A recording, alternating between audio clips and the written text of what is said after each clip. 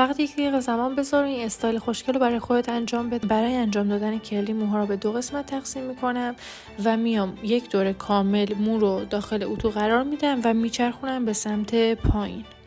همین الگو رو تا آخر ادامه میدیم.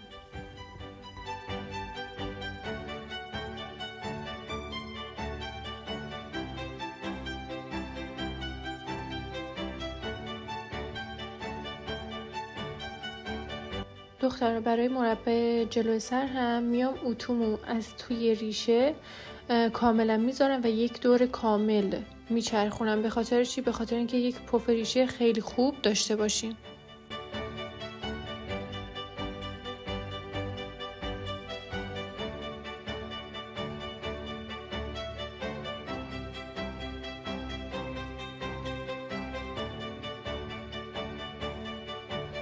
برای قسمت جلوی سر میتونیم موها رو همه رو توی یک دسته قرار بدیم و یه خورده ریزشی بذاریم جلوی صورت و اون رو باز کنیم.